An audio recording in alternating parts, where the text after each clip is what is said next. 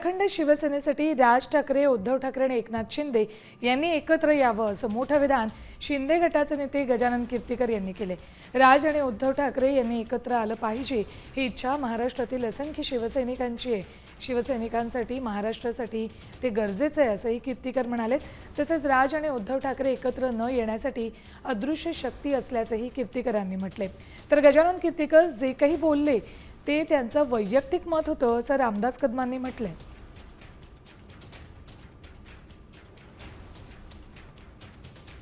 विभाजन झाल्यामुळे हा जो मोठा जनाधार जो आहे शिवसेनेचा बाळासाहेबांनी तयार केलेला तो विस्कळीत व्हायला लागलेला आहे आणि तो एकत्र येणं म्हणजे राज ठाकरे, उद्धव ठाकरे यांनी तर एकत्र आलंच पाहिजे।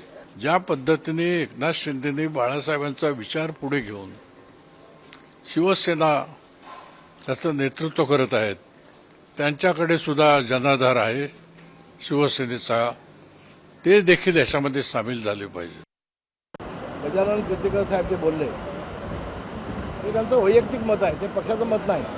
मी आठू साहेब, गजाभाऊ आम्ही तिघे बसणार आहोत आणि जे गैरसमज झाले होते ते सगळे गेले निघाले, झाली माहिती होतं। त्यामुळं तो जो विषय आहे तो त्यांचा वैयक्तिक होता, पक्षाचा नाही।